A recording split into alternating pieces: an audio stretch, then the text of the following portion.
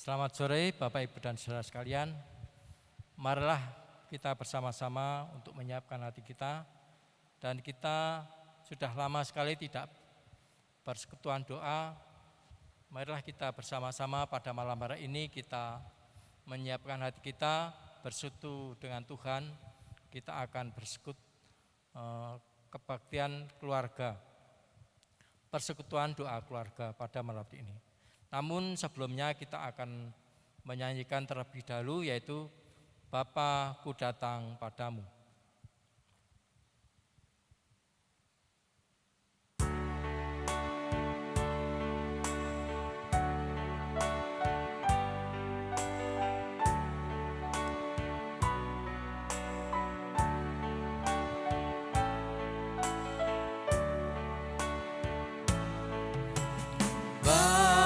Aku datang padamu,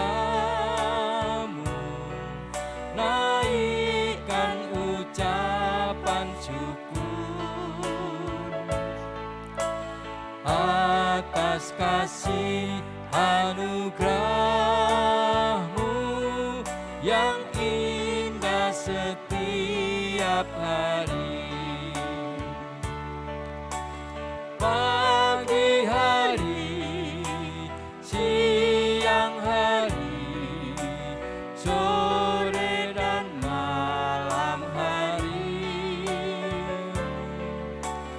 tak hentinya mengucap syukur atas kebaikan-Mu. Bapakku datang padamu. Bapakku datang padamu, naikkan ucapan syukur atas kasih anugerah-Mu yang indah setiap hari.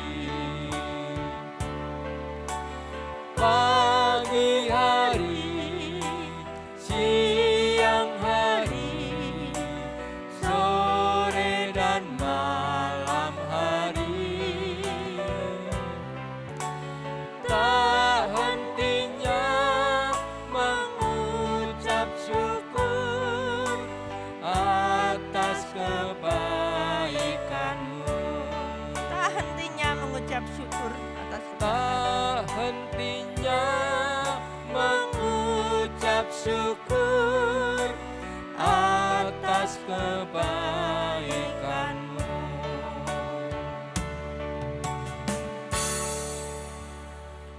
Bapak, Ibu, dan saudara sekalian, sebelum kita melanjutkan persekutuan pada malam hari ini, marilah kita untuk minta bimbingan pada Tuhan, supaya pada malam hari ini, walaupun dalam keadaan cuaca yang masih hujan, tetapi kita tetap semangat untuk melayani Tuhan, untuk memohon kepada Tuhan supaya persekutuan malam hari ini berjalan dengan lancar. Marilah kita berdoa terlebih dahulu. Bapa yang Maha Kasih, yang Maha Sempurna, kami mengucap syukur dan banyak terima kasih ya Tuhan. Kiranya pada malam hari ini kami boleh Kau berikan kesempatan untuk dapat bersekutu dengan Engkau ya Tuhan. Biarlah Tuhan kasih kemurahan-Mu ya Tuhan pada malam ini, supaya firman yang Engkau berikan pada malam hari ini dapat kami mendengarkan, dapat kami pergunakan, dapat kami lakukan dengan baik. Terima kasih ya Tuhan atas kasih-Mu, sehingga kami semuanya dapat berkat dari-Mu dengan kehidupan yang baik pula. Terima kasih Tuhan, semuanya kuserahkan dalam nama Tuhan kami Kristus. Amin. Ya, Bapak Ibu jemaat yang dikasihi Tuhan, walaupun kita sudah lama tidak bisa beribadah di gereja, tapi kita tetap bersyukur karena kita bisa mengikuti ibadah dari rumah kita masing-masing. Itu karena berkembangnya teknologi saat ini. Jadi kita bisa ikut ibadah walaupun dari rumah. Nah, mari kita kembali memuji Tuhan. Kasih Tuhan Yesus tiada bertepi.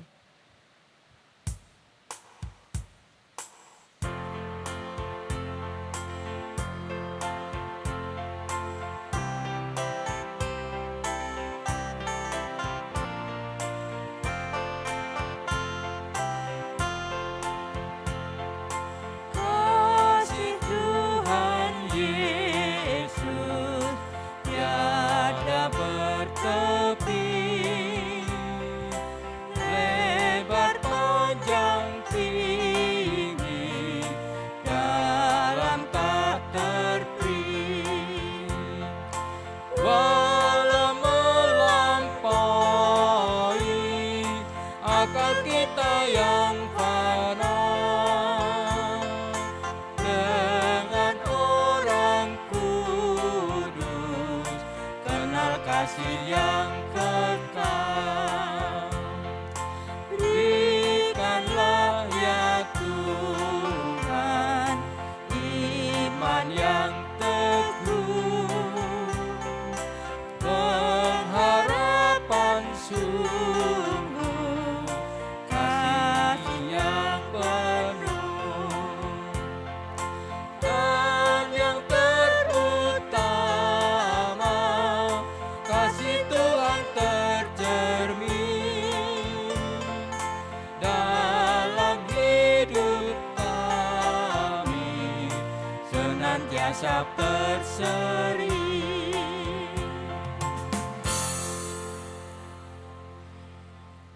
Bagaimana kasih Tuhan itu kita wujudkan di tengah pandemi ini?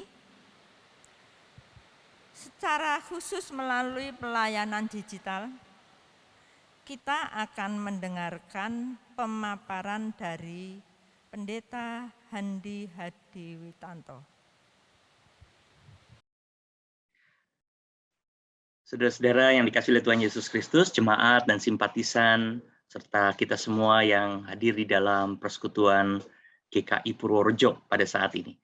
Kita mau bersama-sama membicarakan satu tema, gereja dan pelayanan digital atau digital ministry.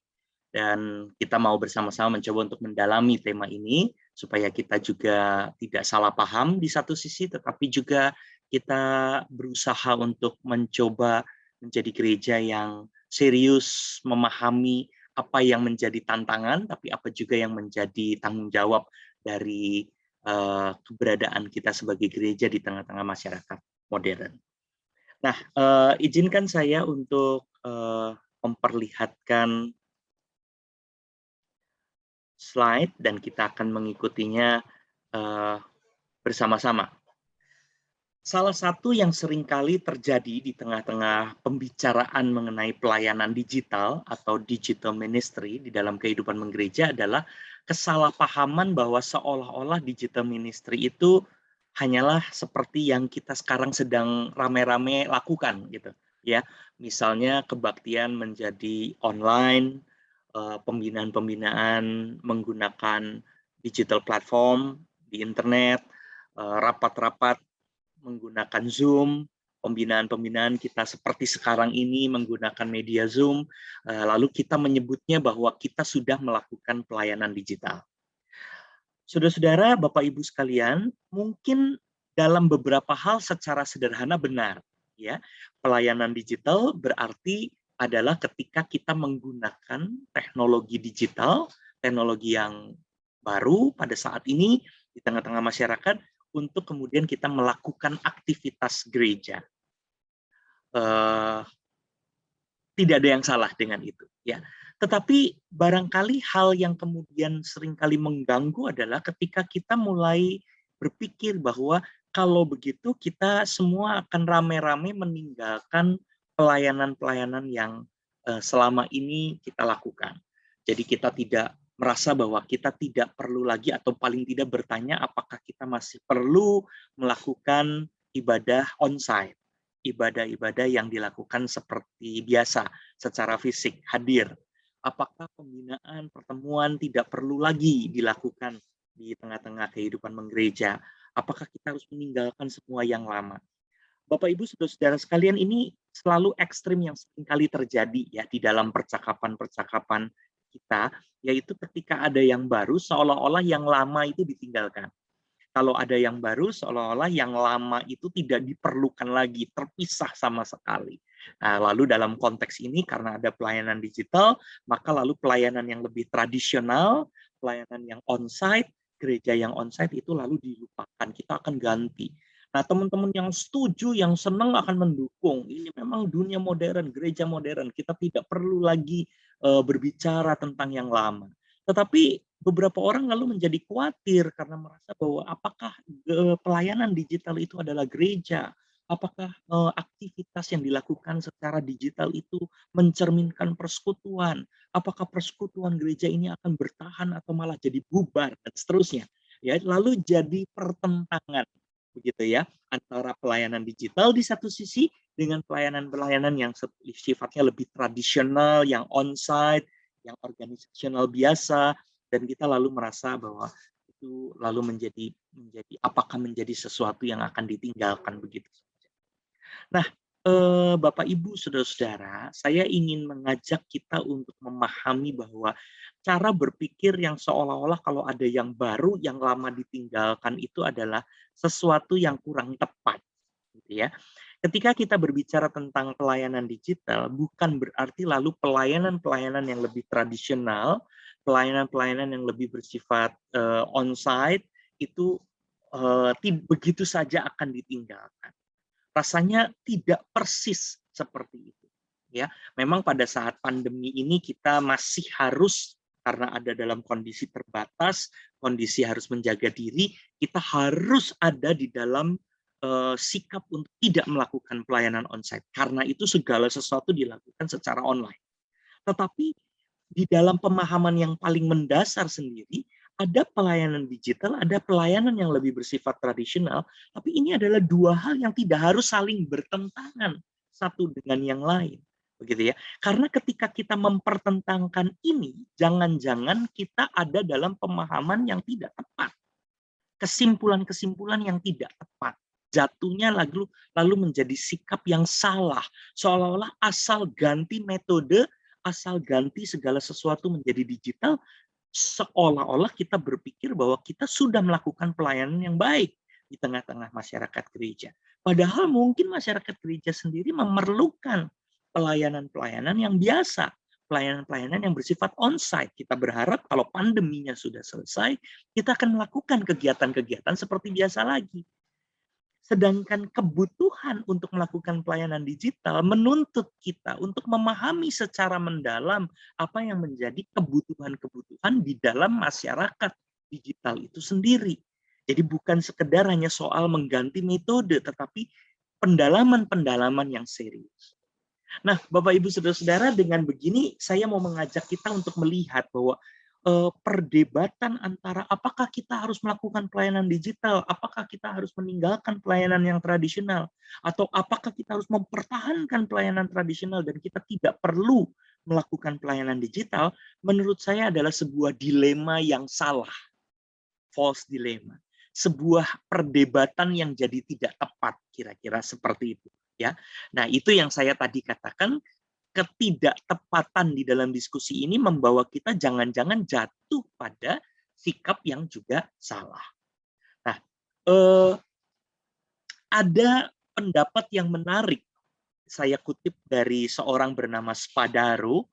Dia menulis buku tentang cyber religion, tentang bagaimana agama hidup di tengah-tengah masyarakat modern pada saat ini, di tengah-tengah masyarakat digital saat ini.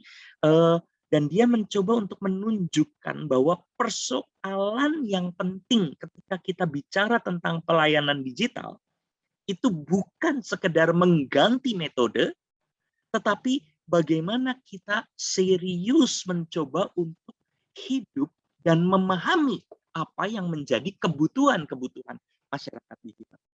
Dan itu bisa saja dilakukan dengan metode digital maupun dengan metode tradisional. Baca ya kalimatnya. Tantangan gereja pada saat ini bukan sekedar hanya menyampaikan pesan melalui internet. Ini berarti metode ya, bukan hanya sekedar menyampaikan pesan melalui internet. Kalau hanya sekedar menyampaikan pesan, kita sudah melakukan.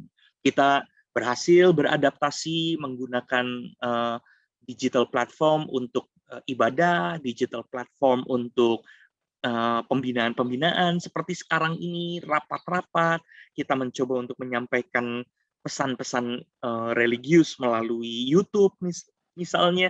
Jadi kalau hanya menyampaikan pesan rasanya sudah. Tapi bagi Spadaru, tantangan yang serius itu bukan sekedar hanya menyampaikan pesan. Jadi berarti bukan hanya sekedar metodenya, tetapi bagaimana kita memahami, perhatikan, bagaimana kita memahami dan membangun komunikasi iman yang relasional dengan kultur serta bahasa baru di tengah-tengah masyarakat digital. Jadi seperti yang digambarkan di sini, kita tuh bukan hanya sekedar soal switch yang pindah ya dari kiri ke kanan. Analog, digital, lawan dari digital kan analog ya. Jadi kalau gereja pelayanan digital, maka yang tradisional seperti seolah-olah pelayanan analog. Lalu kita ganti nih switch-nya dari kiri ke kanan, black. Pelayanan digital, tinggalkan semua pelayanan yang lama. Ya. Lalu kita berpikir seolah-olah setelah kita melakukan metode digital, kita sudah melakukan pelayanan digital. Bukan, kata Spadaru persoalannya bukan hanya sekedar soal itu, gitu ya. Tetapi bagaimana kita berkomunikasi dengan bahasa yang relevan, dengan bahasa dan sikap, dengan pemahaman yang tepat di tengah-tengah masyarakat digital. Dengan kata lain, ketika kita bicara tentang pelayanan digital, kita sedang berbicara tentang masyarakat yang memiliki kebutuhan-kebutuhan yang khas. Cara berpikir yang khas. Ketika digitalisasi ini terjadi, ketika internet itu begitu kuat, ketika komunikasi kita itu bisa dibangun dengan begitu rupa seperti sekarang ini, masyarakat kita itu tumbuh menjadi masyarakat dengan kebutuhan-kebutuhan yang khusus, dengan cara berpikir yang khas. Nah, inilah yang kemudian harusnya kita perhatikan ketika kita berbicara tentang pelayanan digital. Misal, ya contoh, karena ini berkaitan dengan soal pelayanan dan pembinaan mengenai keluarga-keluarga. Ya, kita bisa melihat bahwa anak-anak kita hidup di tengah-tengah teknologi digital yang sudah ada. Ya, karena itu anak-anak yang lahir pada zaman-zaman sekarang, generasi yang disebut sebagai generasi millennials dan generasi Z. Ya, generasi Z itu mereka yang lahir di sekitar tahun 2000-an sampai dengan sekarang. Itu generasi Z. Sebelumnya disebut millennials. Jadi kalau orang suka sebut millennials itu adalah orang-orang yang lahir sebelum tahun 2000-an. Mulai ya katakanlah tahun 90-an sampai dengan tahun 2000-an. Begitu ya. Ada macam-macam teori yang bicara tentang ini. Tapi kurang lebih seperti itu. Nah, mereka ini lahir di tengah-tengah masyarakat yang sudah memang biasa dengan teknologi digital. Makin ke sini makin canggih gitu ya, makin ke sini makin hebat. Beda sama mungkin orang-orang seumuran saya dan yang lebih tua, yang disebut generasi X dan yang lebih tua ya, yang lahir di tahun 70-an, 80-an, 90-an awal begitu, atau bahkan yang lebih tua. Itu kan waktu kita lahir, waktu kita hidup masih zaman mesin ketik, masih zaman ketika kita harus SMS aja tidak selalu mudah dan mahal, begitu kan. Internet baru kita kenali dengan baik di tahun 2000-an awal, mulai bisa WA, mulai bisa menikmati pada saat-saat sekarang. Jadi kita ini cara berpikirnya masih campur-campur sebetulnya. Dengan cara berpikir ketika kita biasa misalnya mengirimkan pesan itu butuh waktu, begitu ya. Kita sabar menunggu. Jadi kita menulis surat dan sebagainya. Tetapi anak-anak sekarang menjadi lebih cepat, lebih terbiasa. Mereka tidak mengerti kenapa kalau memberi pesan reaksinya harus lama. Ini cara berpikirnya sudah berubah. Harus cepat dong. Karena mereka biasa kirim WA, instan terkirim dengan cepat. Tinggal kapan orang membacanya, begitu membaca langsung balas. Jadi sangat cepat. Itu salah satu contoh. Yang lain misalnya anak-anak kita terbiasa dengan informasi. Informasi ada banyak. Karena apa? Karena memang mereka biasa hidup dengan internet dan mencari informasi apapun ada. Kalau saya pengen tahu satu rumus, dapat. Kalau saya pengen tahu satu resep, dapat. Kalau saya pengen mengerti sebuah definisi, tinggal klik, langsung dapat. Sangat banyak informasi. Sehingga anak-anak kita itu terbiasa untuk mencari informasi yang cepat. Kalau disuruh baca, disuruh mencoba untuk mendalami beberapa hal secara pelan, seringkali agak males, begitu ya. Kenapa harus repot-repot baca buku yang tebal? Oh, tinggal klik di internet, kalau hanya cari definisi langsung dapat, begitu ya. Jadi cara berpikirnya, cara hidupnya berubah. Mereka menjadi orang yang cepat, instan, mereka juga menjadi orang yang cukup banyak pengetahuannya. Coba bayangkan zaman kita dulu, orang-orang generasi lahir tahun 70-an, 80-an, apalagi yang lebih lama. Untuk dapat definisi-definisi itu kan tidak mudah. Kalau kita cari bukunya juga nggak selalu dapat. Kalau ada pun harganya tidak selalu murah. Gitu. Kita harus cari informasi dengan mendengarkan guru atau ada di seminar tertentu. Tidak selalu gampang. Beda sekali dengan anak-anak sekarang yang tahu banyak sekali tentang banyak hal. Tinggal tergantung apa yang dia ingin tahu, begitu. Nah, cara berpikir yang cepat, cara berpikir yang banyak informasi itu kan membuat mereka menjadi orang-orang yang tidak sama dengan masyarakat generasi yang lebih tua. Inilah yang sebetulnya dikhawatirkan oleh Spadaro. Kalau kita mau bicara tentang pelayanan digital, sebetulnya kita sedang berbicara tentang pelayanan yang memahami situasi, cara berpikir, paradigma kehidupan orang-orang yang biasa hidup di dunia digital. Berarti pelayanan yang bisa mengimbangi atau pelayanan yang bisa sesuai dengan masyarakat yang cepat, masyarakat yang punya banyak ilmu pengetahuan. Misalnya, bagaimana kita melakukan pelayanan itu? Metodenya tentu bisa metode digital yang sesuai, tetapi juga bisa saja kita berbicara tentang pelayanan yang biasa, pelayanan-pelayanan on-site, pelayanan-pelayanan tradisional, analog, tetapi betul-betul memperhatikan kebutuhan masyarakat digital. Bapak, Ibu, saudara-saudara jangan salah ya. Meskipun kita melakukan pelayanan di gereja seperti biasa, ketika anggota jemaat datang ke gedung gereja, tetapi anggota jemaat kita yang datang ini adalah anggota-anggota jemaat yang hidup dalam dunia digital. Masyarakat digital. Sebagian bahkan masyarakat-masyarakat muda yang sangat digital, disebutnya digital native. Ya, karena mereka sejak lahir sudah biasa dengan dunia digital. Cara berpikirnya tepat, cara berpikirnya itu kuat, banyak informasi. Jadi ketika pelayanan-pelayanan on-site, pelayanan-pelayanan tradisional dilakukan dengan lambat, dengan tidak maju contoh-contohnya, informasinya tidak relate dengan kehidupan mereka, lalu mereka mengatakan, apa sih ini? Begitu ya. Karena mereka terbiasa dalam dunia digital. Saya suka main-main mengatakan kalau pendeta sekarang merasa pinter, itu nggak relate dengan masyarakat sekarang. Karena masyarakat sekarang itu juga pinter-pinter dan bahkan mungkin lebih pinter. Kalau kita merasa kita bisa ambil contoh dari internet, jangan berpikir orang-orang tidak tahu. Karena ternyata anggota jemaatnya sudah tahu semua. Jadi ini menjadi tantangan yang membuat pelayanan on-site itu haruslah pelayanan yang serius. Karena berbicara tentang komunikasi pada bahasa dan kebutuhan masyarakat digital. Orang akan tinggalkan pelayanan onsite, gitu ya, kalau tidak menjawab kebutuhan mereka sebagai masyarakat digital. Tapi kalau pelayanan onsite-nya itu dilakukan dengan baik, memperhatikan kebutuhan masyarakat digital, mungkin mereka juga tetap akan datang.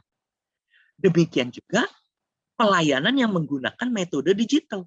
Orang bisa bikin khotbah secara online. Kita menjadi pendeta yang melakukan pelayanan di YouTube misalnya, atau gereja menyediakan aktivitas-aktivitas di YouTube seperti sekarang ini. Tapi belum tentu orang tertarik untuk datang ketika semua ini tidak menjawab juga kebutuhan masyarakat digital. Tidak ada dalam sebuah semangat pengetahuan yang baru, tidak membicarakan topik yang menarik, tidak bersifat cepat, terlalu muter-muter, lalu orang merasa ya apa sih ini gitu.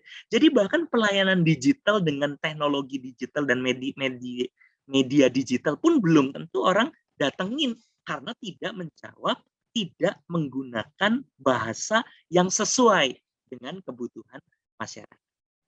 Kira-kira seperti itu, saudara-saudara. Nah, karena itu tidak heran ya, saya tadi menyebutnya sebagai false dilemma, dan saya ingin mengajak kita sekarang mencoba untuk masuk bahwa membicarakan pelayanan digital itu adalah membicarakan bagaimana kita memahami apa yang menjadi ciri dari masyarakat digital. Baru setelah itu kita bicarakan pelayanannya apa, gitu ya.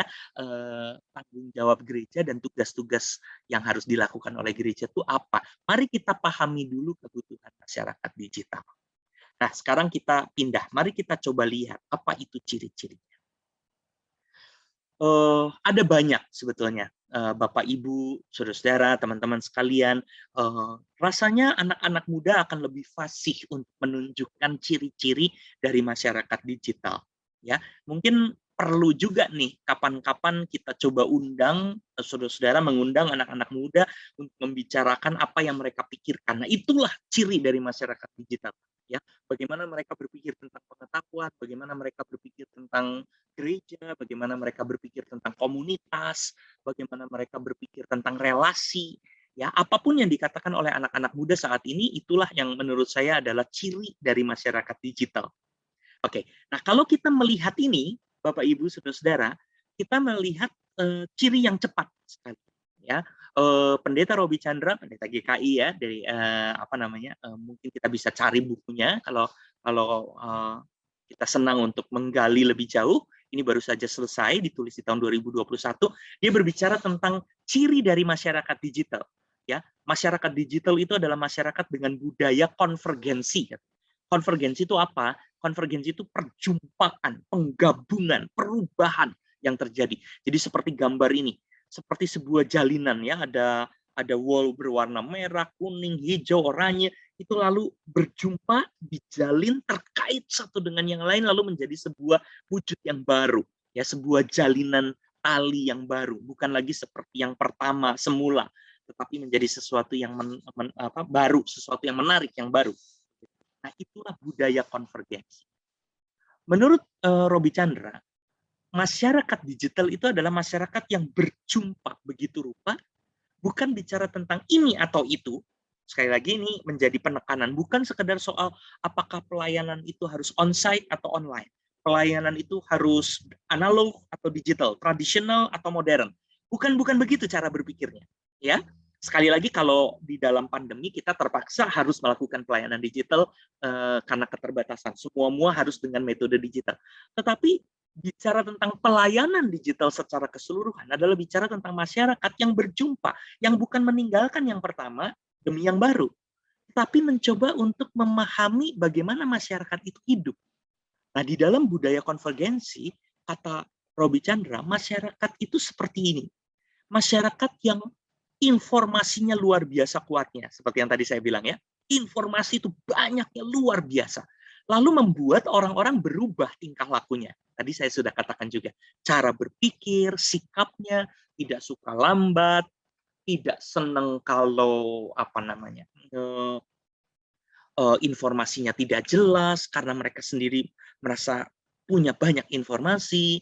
Mereka tidak suka orang yang sok pinter karena mereka juga tahu, begitu ya. Jadi cara berpikirnya berbeda. Mereka menjadi orang-orang yang punya ciri tertentu, ya.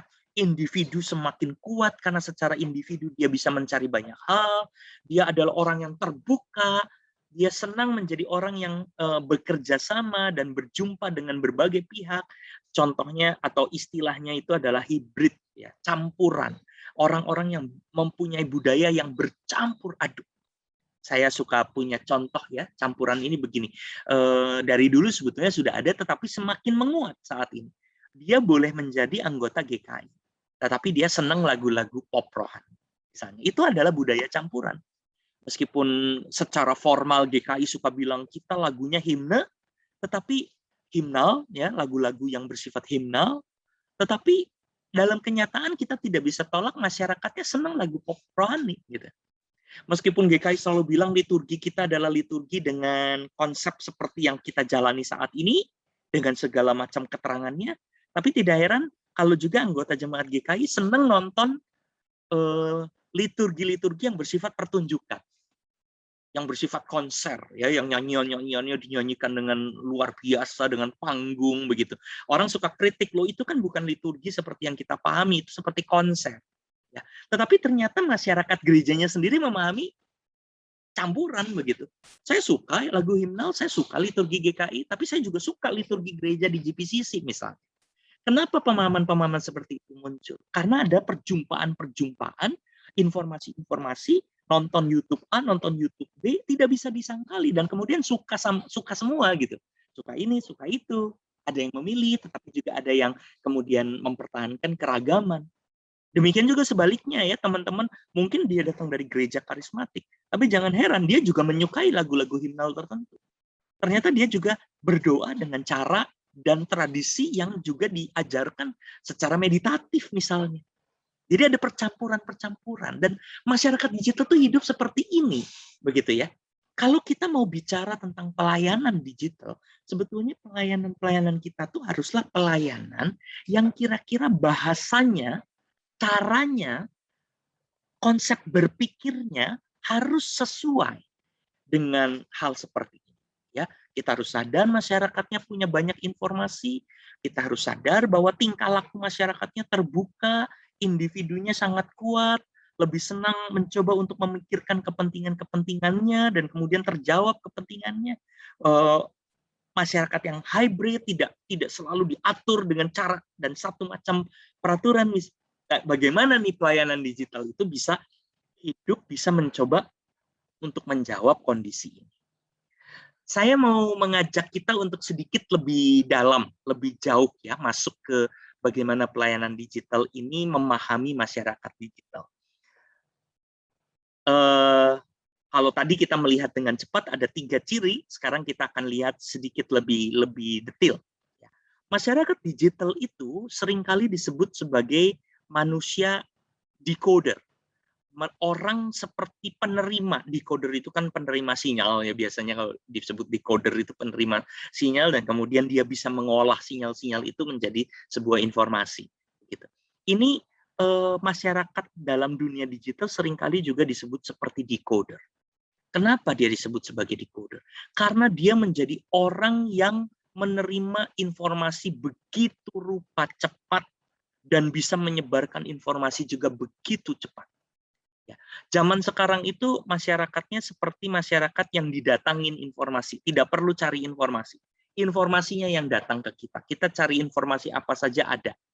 Bahkan ketika kita tidak mencari pun informasinya disugesti, entah oleh YouTube, entah oleh sosial media yang kita pakai. WhatsApp itu menjadi tempat di mana informasi-informasi butuh atau tidak butuh datang.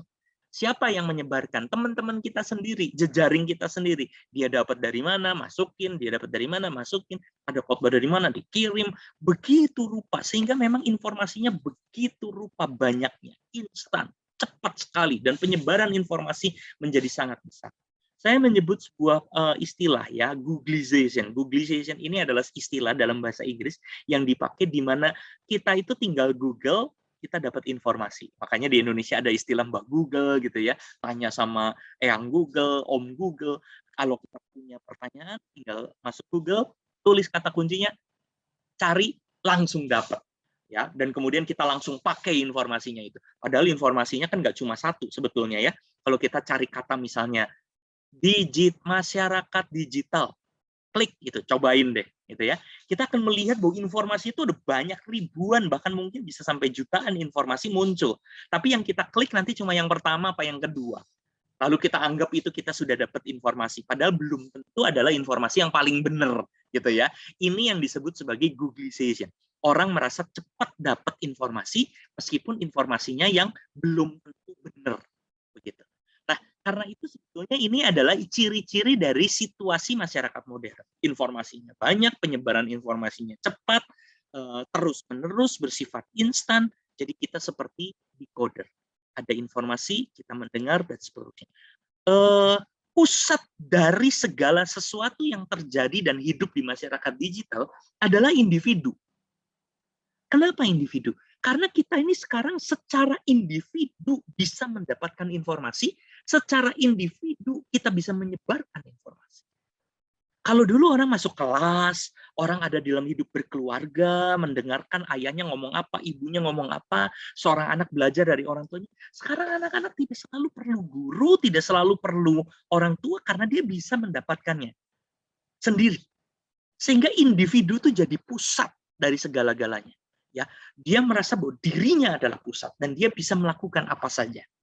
Apakah dia perlu belajar? Perlu, tetapi paradigmanya, cara berpikirnya tentang bahwa pribadi sebagai pusat itu menguat begitu rupa.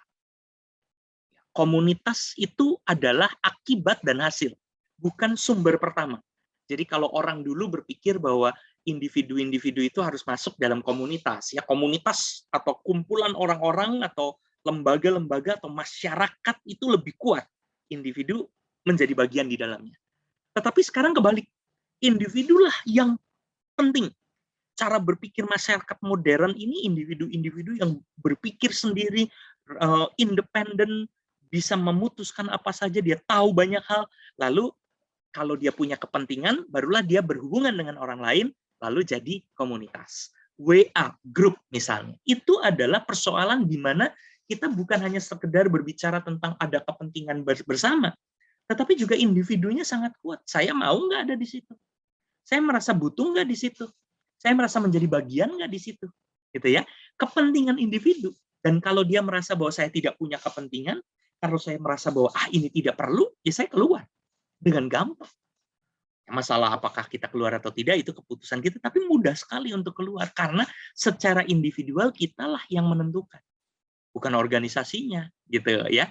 Jadi ini adalah ciri dari informasi yang begitu rupa cepatnya, masyarakatnya menjadi pintar, berkembang dengan sangat cepat.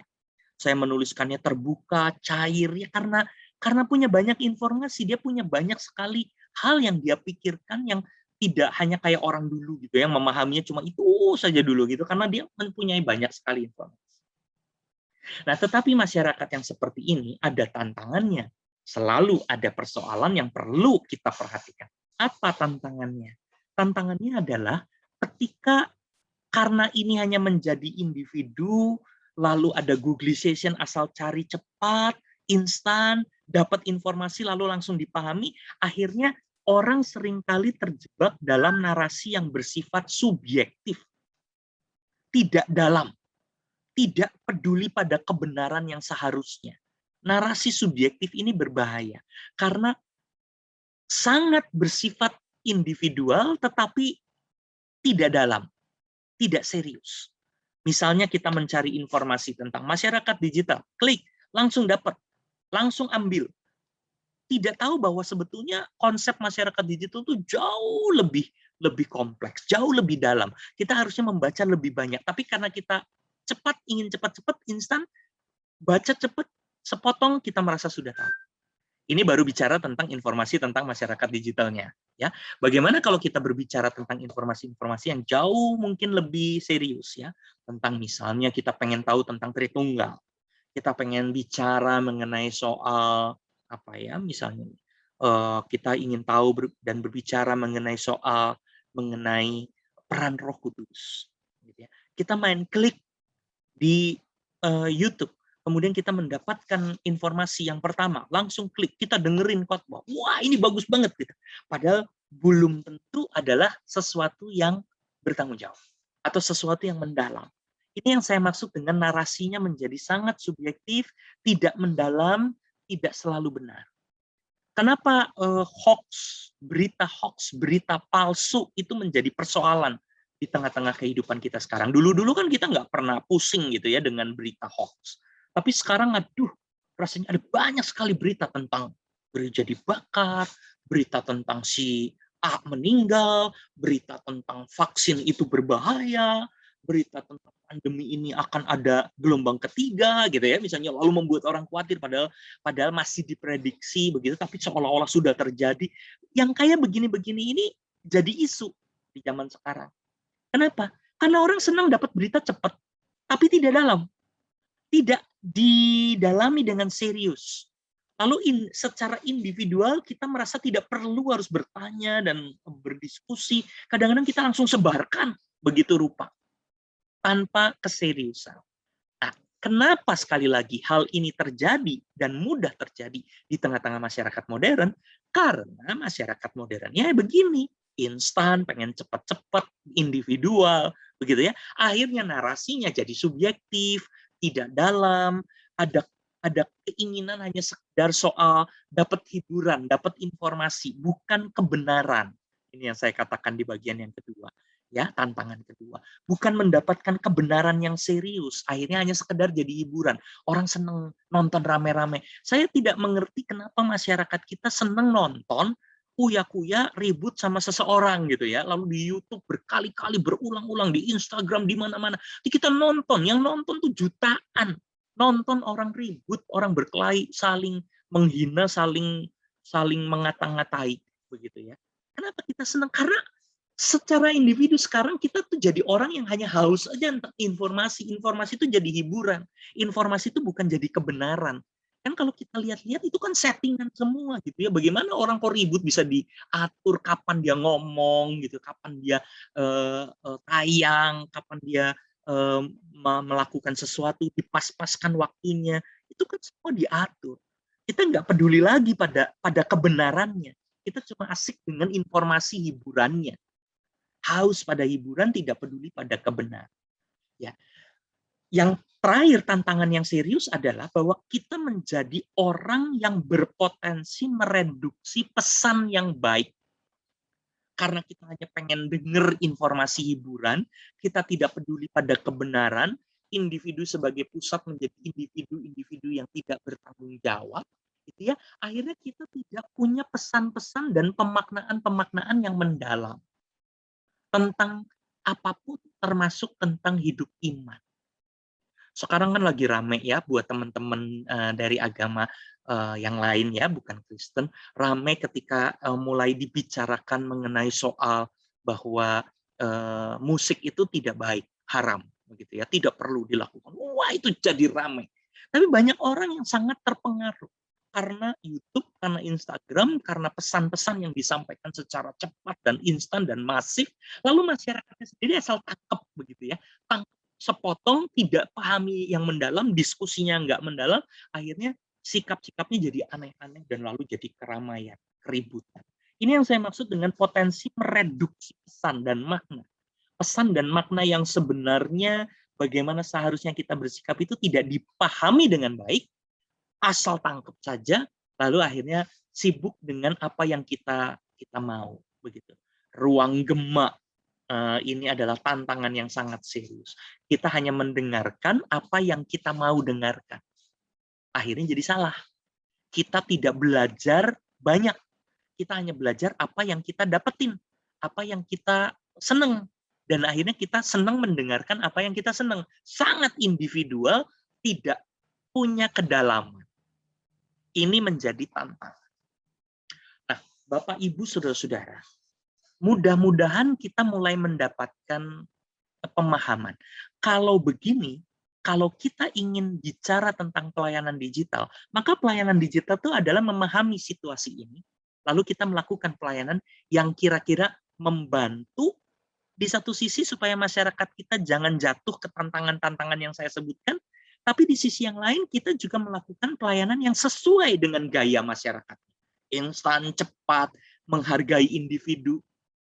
Kita nggak bisa jadi gereja yang melakukan pelayanan mengabaikan individu, mengabaikan budaya yang cepat, mengabaikan informasi, nggak dipilih. Kita nggak akan mendapatkan rasa keterpercayaan dari anggota gereja, dari masyarakat. Karena orang melihat, apa, saya tidak perlu mendengarkan ini, saya tidak perlu mendengarkan GKI Purworejo, karena saya mendapatkan yang jauh lebih menarik, jauh lebih cepat dari tempat lain. Karena itu gereja harus bisa menjawab kebutuhan-kebutuhan masyarakat digital. Tapi pada saat yang bersamaan, kebutuhan yang dijawab ini juga adalah pelayanan yang kritis yang bisa menolong supaya masyarakatnya tidak menjadi subjektif saja, bukan masyarakat yang hanya senang hiburan saja, bukan masyarakat yang mereduksi pesan, tetapi betul-betul masyarakat yang belajar tentang imannya, belajar tentang tanggung jawab hidupnya secara benar. Tantangan, saudara-saudara, Entah itu melalui metode digital, entah itu onsite. Entah itu adalah pelayanan digital dengan menggunakan internet, maupun juga pelayanan tradisional yang bersifat onsite di gereja. Kita perlu memperhatikan, ya. Gereja, kebaktian, pembinaan bisa tidak diminati, tapi bisa juga sangat diminati ketika memang betul-betul mencoba untuk menjawab kebutuhan. Mari kita coba lihat ciri yang lain dari masyarakat digital yang perlu kita juga pahami. Ini ciri yang juga penting. Komunitas dan geolocalized, ini istilah yang dipakai oleh Spadaro. Mari kita coba lihat saja ya. Masyarakat digital punya ciri di mana relasi dan koneksi kita itu menjadi sebuah relasi dan koneksi yang luar biasa kuatnya. Pengaruh orang bisa punya pengaruh yang sangat luas, sangat cepat. Tadi kan saya katakan, dengan dunia digital, sebetulnya orang tinggal ngomong, dia bisa didengarkan oleh banyak orang. Dia bisa terkoneksi dengan banyak orang. WA group itu membuat orang terkoneksi. Facebook membuat orang terkoneksi. Instagram, media sosial itu membuat orang terkoneksi begitu rupa dengan sangat cepat. Ada relasi dan koneksi yang luar biasa. Kalau istilahnya Spadaro, orang-orang modern itu seperti punya mikrofon di depan mulutnya sendiri. Dan kalau dia ngomong, semua orang bisa dengar. Semua orang bisa mendapatkan pesan yang kita sampaikan. Jadi ada sebuah relasi dan koneksi yang menarik sekali, ya, yang sangat luas, luar biasa. Apa yang terjadi? Karena relasi dan koneksi seperti ini, lalu terbentuklah komunitas-komunitas baru. Komunitas yang bukan lagi tradisional, yang saya sebut sebagai membership base. Membership base itu adalah komunitas yang mengandalkan pendaftaran, jadi anggota dulu, gitu ya, dapat nomor anggota, ada trainingnya, ada inisiasinya, begitu kan ya. Kalau organisasi tradisional, gereja itu kan sebetulnya institusi yang cenderung tradisional dong, ya, karena untuk menjadi bagian dari gereja dia harus mengikuti katekisasi, dia harus dibaptis, dia harus ada di dalam dan memahami dulu aturan-aturannya, barulah dia masuk di dalam gereja menjadi anggota. Ini membership based.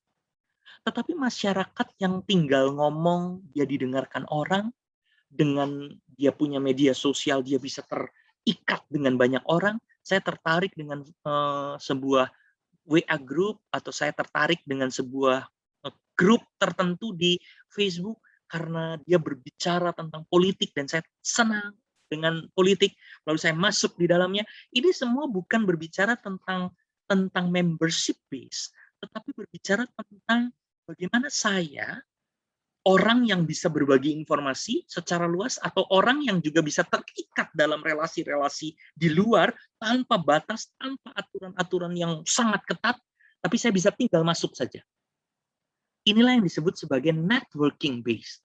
Ya, saya punya ketertarikan, saya punya kepentingan, saya secara individu punya hubungan dan bisa masuk dan kemudian membentuk kebersamaan-kebersamaan yang khas dalam masyarakat digital, dalam media sosial. WA group itu sesuatu yang paling kelihatan. Ya, dan kita tahu betul ya, ini semua berbasis kepentingan, berbasis tujuan, berbasis apa yang kita mau. Ya, dan kemudian saling terkait, begitu ada tujuan, ada nilai bersama, ada makna yang sama, lalu kemudian orang membentuk perjumpaan-perjumpaan, networking, jejaring. WA group itu contoh yang paling sederhana menurut saya ya, untuk memperlihatkan kita, terutama bukan anak muda. Kalau anak muda jauh lebih tahu lebih banyak. Kalau orang-orang yang lebih senior, yang seperti saya dan lebih tua misalnya, kita akan merasa WA group itu yang bisa kita lihat sebagai contoh tuh, ya. Karena di dalam WA group orang punya kepentingan-kepentingan tertentu dalam kelompok. Ada WA group majelis jemaat misalnya ya, karena ada kepentingan, memang mulainya dari organisasi, dan orang mau nggak mau secara individu itu akan ikut di dalamnya, terikat di dalamnya untuk berkomunikasi dengan sangat cepat, dengan sangat cair begitu ya, melalui WA group. Tapi begitu ada yang nggak cocok, misalnya kelompok tertentu nggak cocok, lalu individu-individu ini bisa saling berbicara satu dengan yang lain, dan kemudian dia dengan mudah bisa membuat WA group lainnya. Ayo coba nanti periksa-periksa ya, jujur siapa yang bikin WA grup tandingan di dalam organisasi kita. Gitu. Tapi saya tahu betul yang kayak begitu-begitu tuh banyak sekali. Mahasiswa saya punya WA grup dengan saya untuk kepentingan kelas. Tapi kemudian satu kali saya tahu karena mereka salah kirim, gitu ya, karena mereka punya WA grup sendiri yang mengeksklud saya, yang mengeluarkan saya. Karena mereka bilang nggak enak kalau ada dosennya, mereka mau diskusi yang lebih bebas. Dan saya nggak bisa marah lah soal itu menjadi apa ya? Menjadi sesuatu yang dengan mudah mereka lakukan. Nggak bisa, siapa yang bisa melarang itu gitu? Ya, karena kembali lagi individu-individu ini bergerak dengan sangat mudah, lalu mereka merasa bahwa ada kepentingan yang tidak cocok nih di dalam kelompok yang lama, lalu mereka bisa menghubungkan diri dengan orang-orang lain yang punya kepentingan yang sama, lalu mereka bikin grup baru. Nah, itu networking based yang kayak begitu-begitu itu. Ya ini contohnya agak sedikit contoh yang ada masalah ya. Tapi begitulah yang terjadi di masyarakat saat ini. Ada media sosial, ada banyak grup, ada banyak kelompok-kelompok anak muda saat ini punya banyak sekali pilihan untuk masuk dalam komunitas-komunitas yang baru, networking based community, komunitas berbasis jejaring. Mereka yang tidak lagi bicara hanya orang GKI, tapi lintas gereja, lintas agama, bicara tentang isu-isu baru, bicara tentang persoalan keluarga, persoalan perceraian, persoalan mencari uang, bicara tentang banyak hal dan bergabung dengan sangat mudah dalam kepentingan-kepentingan yang ada. Begitu. Nah, ini yang disebut sebagai komunitas baru. Kalau kita melihat lagi, ada istilah yang dipakai oleh Spadaro, geolocalized community. Jadi ada komunitas lokal baru. Komunitas lokal tetapi bukan lagi orang yang kumpul karena tempatnya deket-deket gitu loh ya. Bukan kumpul karena hanya mereka adalah anggota satu gereja, tapi mereka berkumpul karena kepentingan mereka, karena koneksi mereka. Begitu ya, mereduksi jarak, tidak lagi ada pakai jarak. Orang-orang muda sekarang bisa ada di dalam komunitas-komunitas yang anggotanya dari luar negeri, dari mana-mana. Anak saya bercerita tentang komunitas-komunitas yang dibentuk oleh mahasiswa-mahasiswa yang anggotanya ada di mana-mana, ya, dan berbicara dengan dan berkoneksi, berkomunikasi dengan sangat luas, begitu. Tinggal duduk di rumah, tinggal duduk di satu tempat, dan mereka bisa berkomunikasi dengan banyak orang. Itu yang disebut sebagai geolocalized community. Jadi komunitas berbasis jejaring yang tidak dibatasi oleh jarak dan tidak dibatasi oleh keanggotaan yang tradisional. Dan mereka biasa sekali hidup dengan cara seperti ini, gitu ya. Tentu ada konsekuensinya nih. Konsekuensi dan tantangannya apa? Satu, orang-orang ini adalah orang-orang yang terbiasa untuk ada di dalam cara berpikir kehidupan yang cepat, yang banyak orang, yang punya banyak kesesuaian dengan kepentingan sendiri, individu menjadi sangat serius. Nah, tantangannya sebetulnya mirip dengan yang pertama, reflektif versus refleksif. Reflektif itu mendalam, refleksif itu cepat. Dan kita semua sekarang menjadi orang yang ditantang, apakah kita akan menjadi orang yang lebih reflektif, atau hanya sekedar menjadi orang yang refleksif, sekedar menjawab cepat, sekedar memilih komunitas yang kita suka, sekedar bergabung asal menghibur, tetapi di dalamnya ada sesuatu yang salah kita nggak peduli, di dalamnya ada sesuatu yang nggak benar kita nggak pusing. Nah, itu namanya tidak reflektif, itu refleksif. Nah, reflektif versus refleksif. Apakah kita hanya sekedar akan refleksif atau kita mau betul-betul mencoba untuk menjadi reflektif? Kalau kita mau bikin pelayanan digital, harusnya pelayanan digital kita adalah membantu supaya kita menjadi masyarakat yang tetap reflektif di satu sisi, tetapi di sisi yang lain kita menjawab dan menggunakan cara berpikir masyarakat modern, di mana cara berpikir komunitasnya networking, relasi koneksinya luas. Pelayanan digital harus menjawab itu.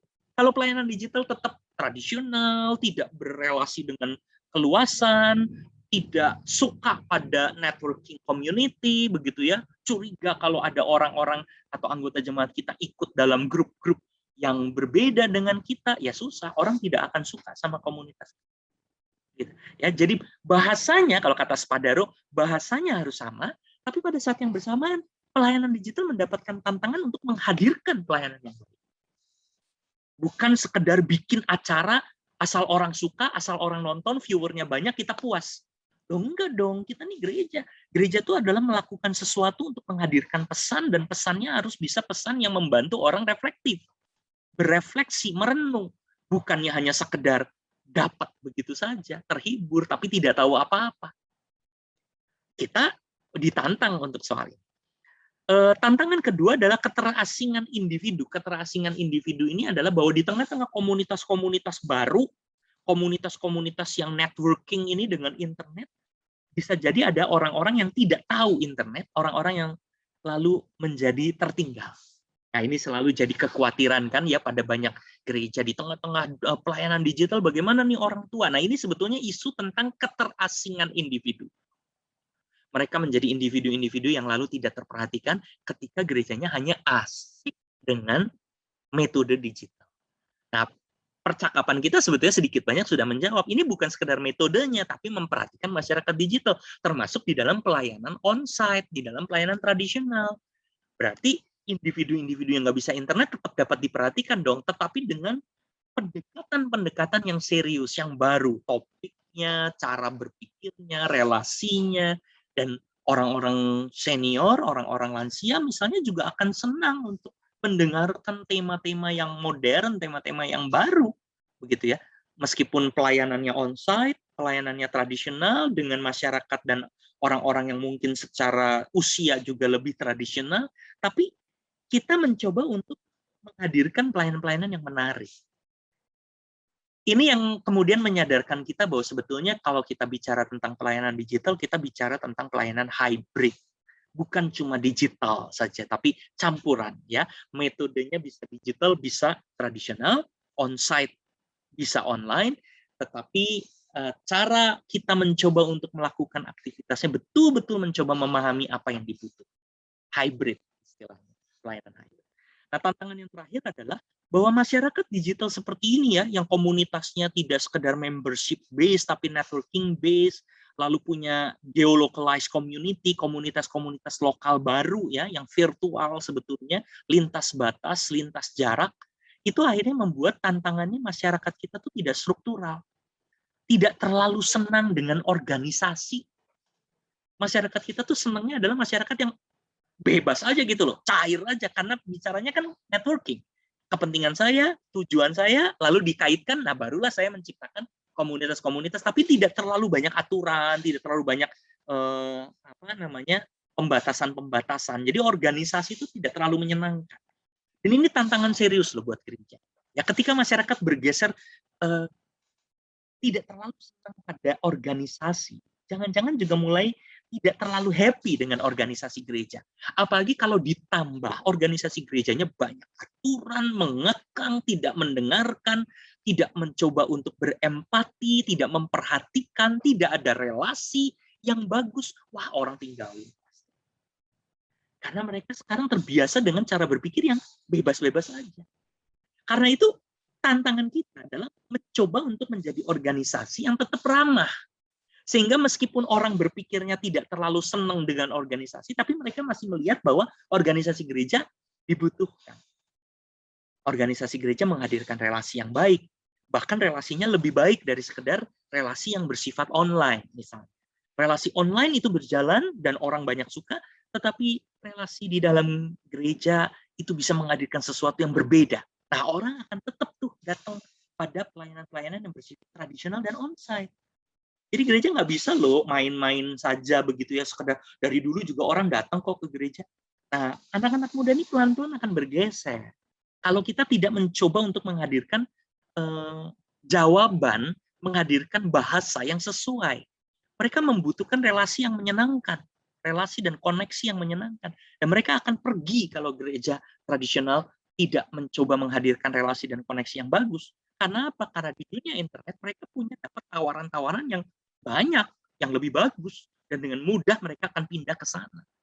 Kira-kira begitu kita mencoba untuk berpikir. Ya, yang terakhir saya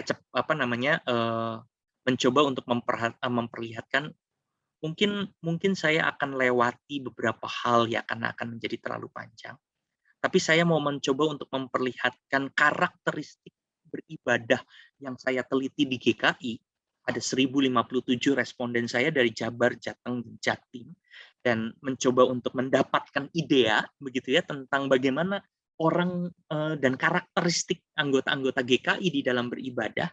Dan ada hal-hal yang menarik ya yang bisa kita lihat di sini, yaitu ketika ini yang kanan, ketika saya tanya apakah orang akan beribadah secara hybrid, ya online maupun hybrid di gereja pasca pandemi. Ini pertanyaannya tentang bagaimana kalau nanti sudah pandemi. Dan jawabannya lumayan menarik sebetulnya ketika ditanya di bagian kanan ini, mereka mengatakan 60% mereka tetap akan melakukan pelayanan, akan hadir dalam ibadah-ibadah online dan ibadah-ibadah hybrid. Mereka akan tetap hadir begitu ya dalam ibadah-ibadah yang biasa, ibadah-ibadah yang on-site juga mereka akan hadir. Tetapi ketika diperiksa apakah ibadah-ibadah yang bersifat online dan hybrid yang campuran itu punya karakteristik gereja yang kuat. Ini yang kiri. Karakteristik gereja yang kuat itu adalah gereja kan bukan hanya sekedar tempat hiburan ya. Gereja itu harus menghadirkan makna, harus menghadirkan nilai-nilai dan tujuan-tujuan yang imani, yang membantu anggota jemaatnya tumbuh. Karena itu saya mencoba untuk memeriksa bagaimana gereja itu bisa menghadirkan ajaran, menghadirkan spiritualitas, spiritualitas nilai, spiritualitas tujuan, spiritualitas makna. Artinya orang tahu nilai hidupnya ya, orang tahu tujuan hidupnya itu spiritualitas. Lalu orang-orang juga merasakan persekutuan, komunitas. Ada kenyamanan, ada nilai dan tujuan bersama yang disepakati, ada kebutuhan-kebutuhan imani, ada keterlibatan di dalam bagaimana dia menghadirkan diri di tengah-tengah tanggung jawabnya. Nah, ini harusnya menjadi bagian dari aktivitas gerejawi, termasuk ibadah. Harusnya ada hubungan. Tetapi penelitian saya memperlihatkan ternyata nggak ada hubungannya. Jadi orang datang ibadah, tetapi ternyata orang yang datang ibadah itu tidak merasakan ajaran, spiritualitas, dan persekutuan. Tentu ini tidak bicara tentang GKI Purworejo sendiri gitu ya, karena penelitian saya bukan bicara tentang GKI Purworejo. Penelitian saya adalah penelitian besar untuk mendapatkan tendensi, kecenderungan, potret besarnya, big picture. Dan hasilnya ini di GKI. Orang ibadah masih mau kok datang ibadah. Setelah pandemi bagaimana? Ditanya mau nggak ibadah onsite? Masih mau katanya. Online? Ya oke. Ibadah campuran? Ya oke. Tapi ternyata orang yang datang ibadah itu adalah orang yang ternyata tidak mampu mengaitkan dengan apa yang dibutuhkan. Apa yang seharusnya dibangun oleh gereja. Ajaran, spiritualitas, dan persekutuan. Ini kan sebuah catatan yang gawat sebetulnya menurut saya, karena ini menunjukkan bahwa ibadah itu baik on-site maupun online adalah sesuatu yang hanya begitu-begitu saja, begitu, tidak dipedulikan, tidak betul-betul diseriusin untuk menghadirkan pengajaran-pengajaran dan spiritualitas dan persekutuan yang kuat. Karena itu menurut saya, kalau kita berbicara tentang pelayanan gereja, maupun on-site atau online, tradisional maupun digital, maka menjadi penting untuk memperhatikan supaya ibadah kita itu punya karakteristik setidaknya seperti yang saya coba gambarkan. Pelayanan ibadah itu harusnya menghadirkan pengajaran yang sehat, orang mengerti, ada spiritualitas yang tumbuh, ada persekutuan yang kuat. Ada kenyamanan, ada kebutuhan, ada nilai bersama yang tumbuh. Nah, kalau ibadah tidak menghasilkan apa-apa, orang hanya datang begitu saja. Dan ini dalam konteks GKI. Dan inilah yang akan membuat ketika ininya tidak ada, makanya lama-lama ininya juga tidak ada. Orang akan turun, tidak lagi beribadah. Nah, mungkin kita perlu memperhatikan hal-hal ini dengan cara memperhatikan apa yang tadi jadi ciri-ciri dari masyarakat digital. Itu ya, ciri-ciri dari apa yang tadi kita sudah lihat bersama-sama, bagaimana cara berpikir yang lebih individu, tetapi juga masyarakat yang punya banyak informasi, masyarakat yang senang dengan jejaring, relasi dan koneksinya lintas batas. Ini tuh perlu diperhatikan pada saat yang bersamaan supaya apa yang diperlukan dan apa yang menjadi tujuan dari keberadaan gereja itu betul-betul bisa terwujud. Mari saya coba skip beberapa hal dan menunjukkan bagaimana kalau kita bertanya tentang pelayanan aktivitas gereja yang bukan cuma ibadah, ya, tetapi pelayanan gereja yang di luar ibadah. Jadi pembinaan, persekutuan-persekutuan kelompok kecil. Nah, ini punya karakter. Ini punya karakter. Dan ini perlu diperhatikan. Ya, bahwa karakternya sudah mulai muncul. Aktivitas gerejawi membuat ada ajaran, agama punya nilai-nilai ya, yang membangun nilai etis untuk kehidupan sehari-hari. Saya harus apa? Membangun identitas juga, saya ini siapa. Spiritualitas juga ada, kelihatan ya dengan panah-panahnya, dan ada nilai koefisiennya. Saya tidak perlu menyebutkan soal-soal teknisnya ya, tapi ada hubungan. Jadi setelah diteliti, orang anggota GKI bisa melihat bahwa kalau mengikuti aktivitas gerejawi di luar ibadah, mereka bisa menemukan ini. Pengajaran, spiritualitas, maupun juga persekutuan. Persekutuannya terasa, gitu ya. Nah, kalau saya kurangi nilai-nilai yang kecil-kecilnya, saya coba perhatikan yang paling gede-gedenya, ini muncul. Ya, jadi aktivitas gerejawi berhubungan dengan persekutuan yang harusnya makin kuat, nilainya cukup gede. Lalu dengan spiritualitas, khususnya nilai dan tujuan, dan dengan agama sebagai ajaran. Ini muncul sebagai sesuatu yang kuat. Orang kalau ikut dalam aktivitas gereja di luar ibadah, dia juga adalah orang yang akan mendapatkan karakter ini. Ajaran, spiritualitas, dan persekutuan. Dan ini menjadi penting. Tetapi data ini juga menunjukkan bahwa kalau aktivitas ibadahnya ini tidak memperhatikan serius hal-hal ini, bisa jadi orang juga akan turun. Kalau bagaimana pengajaran disampaikan, bagaimana spiritualitas dibangun, bagaimana persekutuan itu dijaga, itu tidak terperhatikan, maka orang juga tidak akan hadir dalam partisipasi aktivitas gerejawi. Jadi kalau ininya turun, maka ininya juga menjadi turun. Dan ini berarti memerlukan keseriusan, sekali lagi, ya, sama dengan ibadah. Meskipun kelihatannya sudah ada korelasi yang bagus, ada karakteristik yang bagus, tapi tetap perlu diperhatikan, dan yang paling gede ini sebetulnya. Bagaimana ada rasa nyaman, nilai dan tujuan bersama yang disepakati, kebutuhan dan keterlibatan ini perlu diperhatikan dengan serius, ya, supaya hal-hal yang lain juga bertumbuh dan orang mau hadir. Orang mau datang dalam aktivitas gerejawi dan kemudian belajar banyak juga mengenai agamanya, ajarannya, spiritualitasnya, bertumbuh. Nah, kembali kita sekarang kalau bicara tentang pelayanan digital, kita diingatkan ciri dari masyarakat digital harus diperhatikan supaya upaya kita menghadirkan pengajaran-pengajaran, menghadirkan karakteristik di sebelah kiri ini dapat terjadi dengan baik. Lalu mereka juga akan hadir dalam aktivitas gerejawi juga secara baik. Ini adalah ciri-ciri dan keadaan dari masyarakat pada saat ini, masyarakat digital pada saat ini. Nah, saya berharap bahwa perlahan-lahan kita mulai menangkap ya apa yang dimaksud, apa yang diharapkan, apa yang diperlukan ketika kita berbicara tentang pelayanan digital, gereja digital di tengah-tengah masyarakat digital pada saat ini.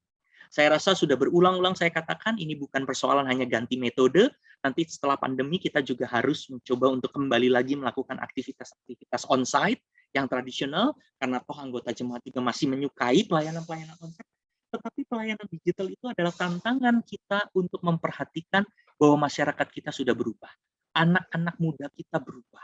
Orang-orang di sekitar kita berubah menjadi masyarakat yang lebih digital. Masyarakat yang lebih memperhatikan dan hidup dengan cara yang khas, begitu ya. Dan pelayanan-pelayanan gereja harusnya menjawab supaya punya karakter tadi. Ajarannya kuat, spiritualitasnya terbangun, komunitas dan persekutuannya juga terjaga dengan baik. Nah, saya suka mencoba untuk menunjukkan ini sebagai bagian praktisnya ya, penutupnya tentang pelayanan digital harus apa. Pelayanan digital itu adalah pelayanan yang sebetulnya harus memberikan perhatian dari bawah dulu. Belonging, rasanya dulu, rasa memilikinya dulu. Ada relasi, ada keterbukaan, ada partisipasi, ada rasa percaya, sehingga lalu individu-individu itu tertarik pada gereja. Barulah nanti naik ke atas, behaving, yaitu aktivitas gerejawi, lalu believing, aturan-aturan, ajaran-ajaran, institusi, itu nanti akan mengikuti kalau orang sudah tertarik. Jangan kebalik. Kalau yang tradisional itu kebalik, mulainya dari atas dulu, believing-nya dulu. Aturan-aturan, baru kemudian aktivitas dilakukan, lalu baru akhirnya menjadi orang-orang yang merasa memiliki. Nah, kalau masyarakat digital dilakukan dengan pendekatan seperti ini, mereka tidak terlalu tertarik. Ya, masyarakat digital membutuhkan rasa relasi koneksi. Kenapa? Sekali lagi, cirinya mereka terkoneksi dalam bentuk yang bebas, bukan dengan aturan. Terkoneksi dari media sosial, cepat pula, gitu ya. Jadi mereka ingin rasa nyaman dulu, individu, kepentingan saya apa nih, gitu ya. Jadi bahkan meskipun bicara tentang gereja, mereka akan bertanya, saya punya sesuatu nggak yang kebutuhan saya dijawab oleh gereja? Saya punya kepentingan nggak nih dengan gereja? Nah, gereja harus bisa memberikan informasi, memberikan pendekatan yang kuat yang menunjukkan bahwa gereja itu dibutuhkan. Kamu sebagai individu itu dihargai. Nah, karena itu mulainya dari belonging dulu, di mana individu-individu itu betul-betul diperhatikan dengan serius. Kebutuhan-kebutuhan itu diperhatikan dengan serius. Jadi sekarang kalau GKI Purworejo mau melakukan pelayanan digital, menurut saya pelayanan digital itu harus dimulai dari coba dengarkan. Anak-anak muda kita berpikir bagaimana. Jangan diabaikan. Begitu ya. Apa yang mereka butuhkan? Isu-isu yang hidup di tengah masyarakat ini apa? Inilah yang perlu diberikan perhatian. Tentu dengan memperhatikan karakteristik gereja, gitu ya. Kita tidak bicara tentang asal isu diangkat, tapi harus juga dikaitkan dengan nilai Kristiani, dengan tujuan Kristiani, dengan pemaknaan imani yang tepat, begitu kan? Karena kita bicara tentang spiritualitas, bicara tentang ajaran, kita bicara tentang persekutuan. Tetapi kita memang betul-betul mencoba menyediakan persekutuan yang oke di tengah-tengah masyarakat ini. Ya, orang merasa, wah, saya kok senang nih dengan tema ini. Oh, saya kok merasa kebutuhan saya diperhatikan nih, begitu ya. Orang merasa bahwa wah, isu-isu dan pergumulan hidup saya dijawab di sini. Karena itu saya mau masuk. Ini yang kira-kira dimaksud dengan belonging, lalu barulah kita berharap anggota individu-individu ini akan terikat lebih erat di dalam institusinya, di dalam believing. Kira-kira pelayanan digital harusnya mulai dari sini dengan ciri-ciri tadi itu, ya, macam-macam yang sudah kita bicarakan. Kita harus mulai dari belonging, kemudian bergerak ke arah yang lain. Jangan mengabaikan rasa. Komunitas itu, gereja sebagai komunitas itu tidak bisa hanya duduk diam lalu orang datang sendiri seperti zaman dulu. Komunitas gereja ini sekarang harus berusaha untuk menghadirkan tawaran yang memang membuat orang percaya kepada kita. Dan orang lalu akan hadir. Dengan demikian, mari kita lihat kesimpulan mengenai pelayanan digital atau pelayanan hybrid. Ya, bagaimana pelayanan hybrid itu kita coba lakukan. Mari kita berbicara mengenai komunitas dan persekutuan gereja. Sebetulnya bahkan termasuk keluarga-keluarga. Ya, keluarga-keluarga juga bisa mengidentifikasi sebagai persekutuan gereja. Pertama, kita harus sadar kita punya orientasi juga pada membangun komunitas lokal baru yang geolocalized itu. Digital platform terbuka pada komunitas-komunitas virtual, live group di internet. Jangan anti. Kalau kita mau melakukan pelayanan digital, maka pelayanan digital ini adalah menyiapkan ini. Apakah ada sebuah komunitas atau acara yang bisa menarik dan membentuk komunitas-komunitas baru di internet. Ini bukan sekedar hanya soal bikin kebaktian GKI Purworejo di YouTube, tetapi GKI Purworejo mencoba menawarkan aktivitas diskusi di internet yang menarik, gitu ya, yang relasional, yang orang merasa suka dengan tema itu. Orang kalau bikin konten YouTube kan sekarang konten creator itu kan mencoba menjawab orang suka apa nih saat ini ya, orang butuh apa nih saat ini. Oh, orang butuh informasi tentang investasi uang misalnya. Lalu dia menyediakan tawaran, training, ajaran lewat YouTube tentang bagaimana kita melakukan investasi uang di valuta asing misalnya, investasi uang di saham misalnya, diajarin. Nah, orang nonton yang kayak gitu karena ada kebutuhan di sana. Dan kemudian setiap content creator akan bersaing apakah isinya konten dari apa yang dia lakukan itu cukup menarik. Dari pembawaannya, dari metodenya, dari informasinya. Orang tertarik nggak? Karena masyarakat sekarang bisa milih, ada banyak sekali yang menyediakan acara semacam itu. Nah, kira-kira pelayanan digital itu akan masuk di sana. Pelayanan digital akan masuk pada apa yang menjadi kebutuhan masyarakat. Tapi tentu karena kita gereja, kita berbicara tentang mencoba untuk memberikan jawaban pada kebutuhan masyarakat dari kacamata iman. Dengan nilai-nilai yang cocok. Kira-kira kita bisa nggak menyediakan pelayanan seperti itu, yang kemudian orang tidak lagi bicara hanya soal anggota GKI Purworejo, tapi orang dari berbagai sisi, dari berbagai tempat, kemudian bisa tertarik untuk masuk dalam komunitas itu. Ini adalah pelayanan digital, gitu ya. Dan sekarang ada cukup banyak, entah itu pendeta, anggota jemaat, yang mulai dilatih secara serius, punya kemampuan yang serius, mencoba untuk menyiapkan acara, mencoba untuk menyiapkan diskusi, atau menyiapkan apapun di dunia internet, di mana menawarkan apa yang menjadi kebutuhan-kebutuhan masyarakat sekarang. Ya, sekarang ada banyak anak muda berbicara tentang bagaimana kuliah di luar negeri. Ya, gereja seperti Ignite GKI misalnya mencoba untuk menawarkan isu-isu anak muda tentang mencari pasangan. Ini adalah isu-isu yang menarik. Nah, ini harus dikemas di dunia digital dengan metode digital yang baik, yang orang tertarik untuk ikut masuk di dalamnya, dan kemudian tidak hanya bicara tentang orang GKI Purworejo saja, tetapi berbicara tentang lintas batas. Nah, pelayanan digital itu kira-kira menjadi orang-orang yang siap membangun atau berorientasi pada komunitas-komunitas baru, komunitas lokal baru. Setelah orang datang, kemudian kita berharap bahwa mereka menjadi bagian dari sebuah komunitas yang lebih kuat, yang lebih institusional pada saatnya. Tetapi saat ini kita berbicara tentang individu-individunya. Nah, saya kok merasa bahwa kayak begini ini tidak sendiri ya, kita tidak bisa sendiri. Jadi tidak perlu hanya soal GKI Purworejo sendiri, tapi misalnya GKI Purworejo bersama Kutoarjo, bersama dengan Klasis misalnya, saling berbagi, berjejaring untuk menyediakan sebuah layanan digital yang juga tidak terbatas hanya pada kelompok tertentu. Oh, pelayanan digital itu bukan berbicara tentang komunitas lokal biasa kok, tapi berbicara tentang komunitas virtual, komunitas lokal baru, geolocalized tadi itu. Ya, yang lintas batas, bahkan kalau perlu lintas agama untuk isu-isu tertentu yang ditawarkan. Nah, pelayanan digital harus memperhatikan rasa percaya untuk bisa menghadirkan orang-orang yang mau datang. Saya menyebutnya simpul-simpul kebutuhan. Orang nggak akan datang kalau nggak percaya.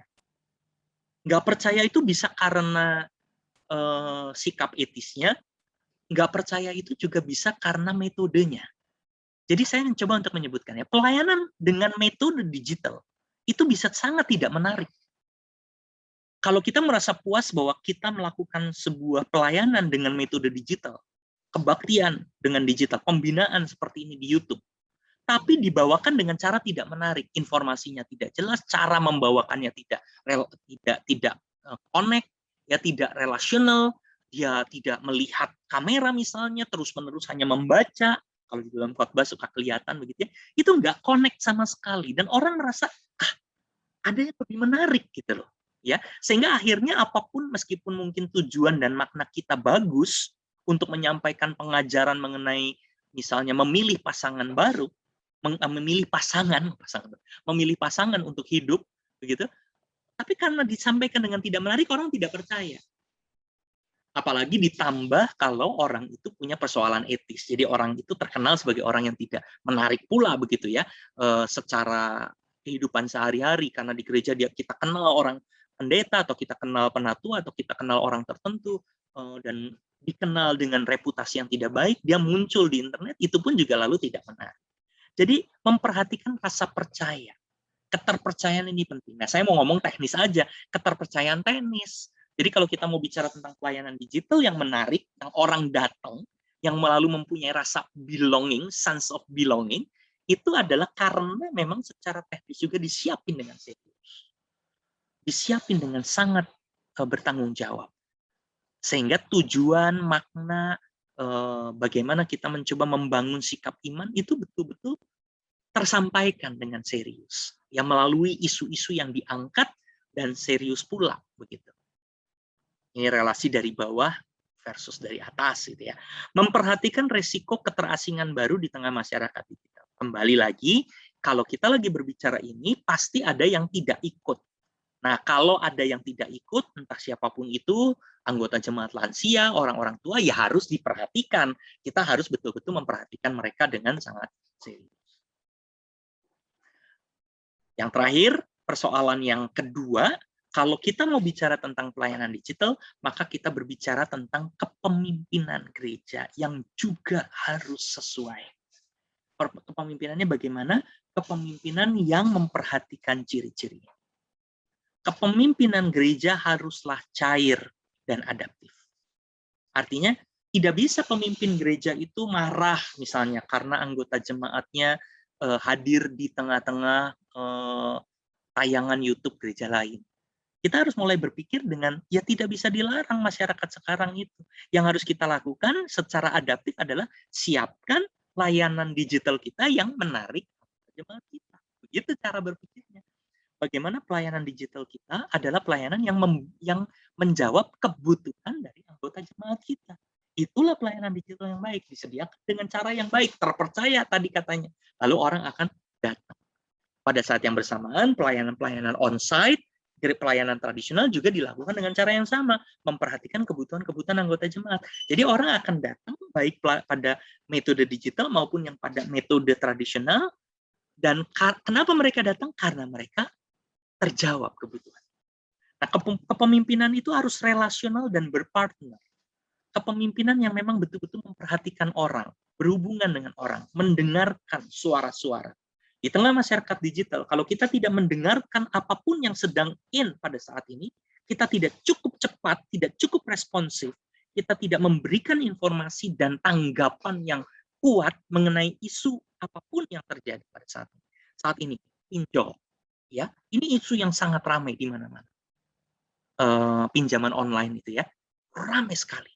Kalau gereja ingin mencoba untuk menjawab kebutuhan masyarakat, kita harus responsif pada hal ini. Relate dengan isu-isunya. Itu yang saya sebut dengan relasional. Dan kemudian kita mencoba menjawabnya. Tapi tentu dari kacamata iman, karena kita gereja, bukan cuma informasi, gitu ya. Kita cepat mencoba menjawabnya. Nah, itu dilakukan baik di dalam pelayanan yang tradisional, onsite, atau di dalam pelayanan yang bersifat digital dengan metode online. Tapi kita menjawab kebutuhan masyarakatnya. Ini menjawab kebutuhan masyarakat digital. Kira-kira jadi seperti itu gitu ya. Dan kemudian kita mencoba membahasnya, fenomena kenapa orang jatuh pada pinjaman online, kenapa orang ada yang banyak terpuruk karena pinjaman online. Mungkin ini dalam konsep consumerism misalnya, karena orang hidup dengan konsumtif misalnya, lalu kita mencoba berefleksi secara rohani di sini, lalu kita juga memberikan tips tentang bagaimana kita menghindari diri jatuh pada pinjaman-pinjaman yang tidak bertanggung jawab, macam-macam. Bisa kita coba lakukan. Dan ini sekali lagi di dalam pelayanan digital kita tidak bicara hanya pada kelompok kecil saja ya. Begitu berbicara tentang pelayanan digital, masyarakat digital itu bebas. Masyarakat yang luas. Jadi kita bisa bicara bukan hanya untuk masyarakat Kutoarjo saja, kalau Purworejo saja, kalau kita bicara tentang pelayanan digital. Kita bisa menyediakan sebuah diskusi yang terbuka. Begitu ya. Berpartner, berjejaring, relasional, itu terbuka sekali. Jadi kepemimpinannya nggak sempit. GKI Purworejo kalau mau bikin tentang pelayanan digital pasti akan selalu harusnya memikirkan pelayanan yang luas, yang bersifat klasis, yang bersama dengan jemaat lain, yang lintas batas, bukan cuma GKI tetapi anggota jemaat lain, bahkan kalau perlu mengundang dengan mudah teman-teman dari agama yang berbeda untuk bisa memberikan masukan-masukan dan kita bisa saling belajar satu. Nah, ini sama akhirnya nanti ya C dan D itu. Pemimpin harus berani mengambil risiko pada saat ini. Kalau kita takut-takut, lambat, orang udah pergi. Ya, responsif, cepat di tengah-tengah perubahan konteks gereja. Nah, saya pikir, ya ini ada yang terakhir, sorry kelewat ya. Legasi kekuasaan pada individu. Nah, ini penting. Kepemimpinan kita harus memberikan kepercayaan kepada anggota-anggota jemaat kita. Individu-individu. Karena mereka adalah orang yang bisa jadi influencer. Orang yang bisa menjadi perpanjangan tangan dari pimpinan gereja yang formal.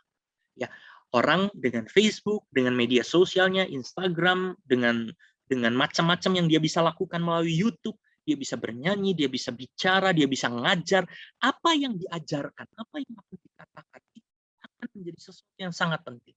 Apalagi kalau orang itu punya followers yang banyak, punya friends yang banyak, dia adalah influencer. Meskipun mungkin influencers kecil, ya, tetapi influencer. Dia bicara, orang dengar. Itu influencer. Dan kalau kita berbicara tentang masyarakat digital seperti ini, pemimpin gereja harus berani untuk mendelegasikan kekuasaannya. Jangan berpikir cuma kita sendiri yang harus melakukan segala-gala, tapi anggota jemaat juga bisa mau menyebarkan konsep-konsep iman melalui channelnya, melalui medsosnya. Mungkin kita perlu melatih individu-individu ini untuk menjadi para influencer, melatih individu anggota gereja untuk menjadi orang yang berteologi dengan bertanggung jawab. Sehingga ketika dia misalnya menjadi seorang influencer untuk kecantikan, dia juga punya nilai hidup yang tepat dan tidak ngomong yang salah misalnya. Dengan mengagung-agungkan bentuk kecantikan tertentu saja, tetapi juga menghormati dan menghargai kepelbagaian di dalam definisi mengenai kecantikan.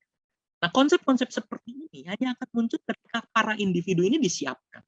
Dan pemimpin gereja menyiapkan individu-individu yang akan bisa menjadi perpanjangan tangan di dalam networking mereka masing-masing, dalam jejaring mereka masing-masing. Itu pelayanan digital menurut saya. Oke ya, saya skip hal yang mungkin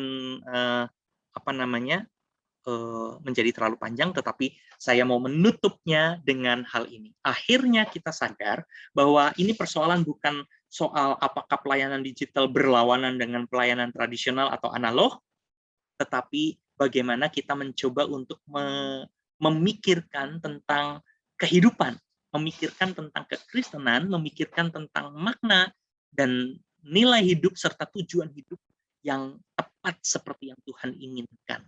Ya, tetapi dengan memahami bagaimana masyarakat digital hidup. Karena itu saya mencoba untuk menutup dengan menyimpulkan pelayanan gereja yang digital atau pelayanan gereja yang hybrid, yang campuran, itu tujuannya adalah menghadirkan kekudusan dalam relasi, memperjuangkan cinta dan solidaritas demi memperluas ruang komunitas iman di tengah-tengah dunia. Jadi sebuah pelayanan yang besar, yang luas, tetapi di dalam rangka menghadirkan kekudusan dan cinta kasih.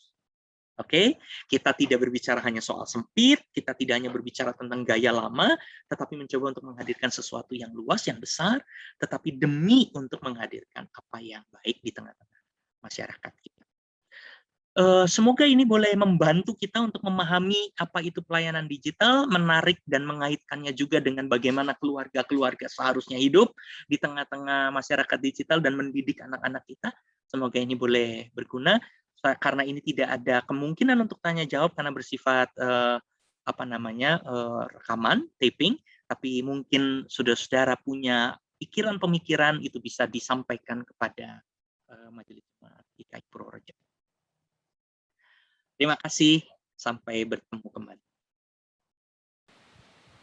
Mari kita kembali memuji Tuhan dari PKJ 212. Ya Allah, kasih-Mu besar. Kasih Allah begitu besar kepada kita, tidak bisa diduga dalamnya, tidak bisa diduga luasnya. Untuk itu mari kita selalu bersyukur atas limpah kasih-Nya. Kita sama-sama memuji, ya Allah, kasih-Mu besar.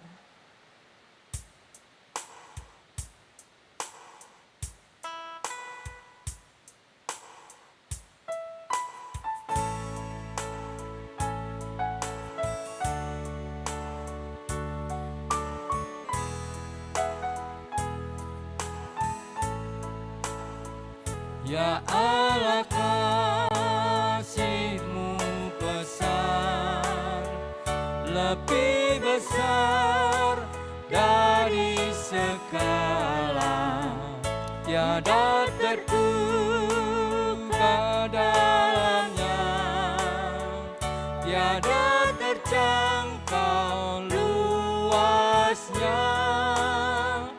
Ya Yesus,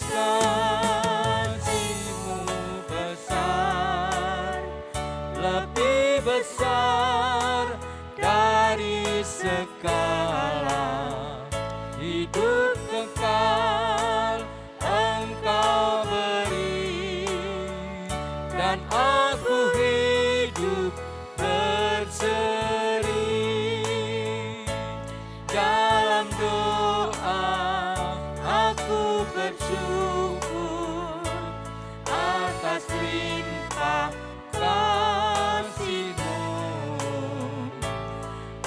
ajar aku mengasihimu dan sesama manusia.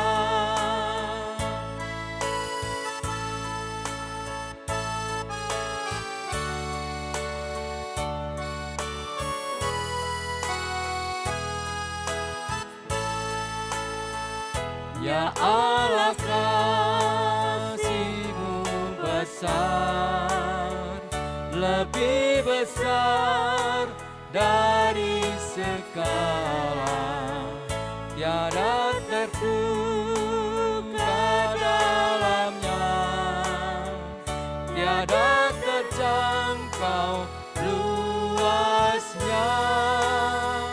Ya Yesus, kasih-Mu besar, lebih besar dari segala, hidup kekal Engkau beri, dan aku hidup berseri.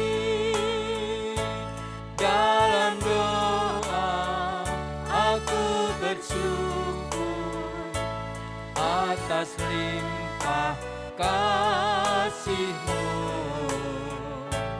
Ajar aku mengasihi-Mu dan sesama manusia, dan sesama manusia.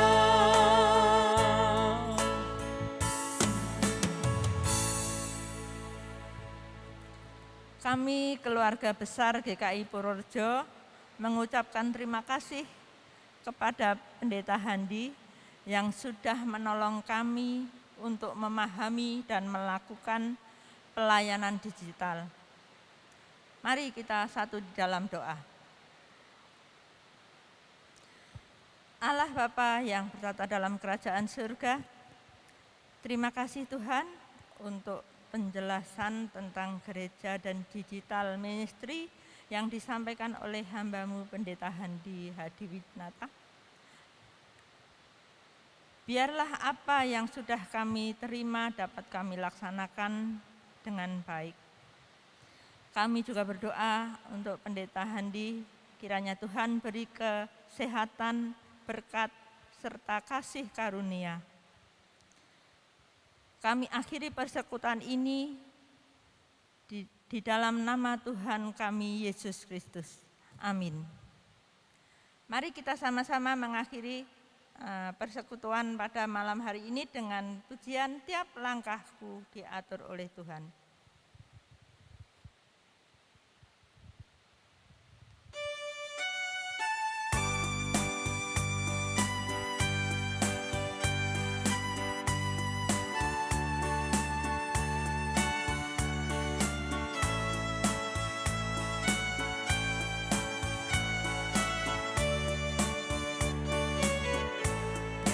Langkahku diatur oleh Tuhan, dan tangan kasih-Nya memimpinku.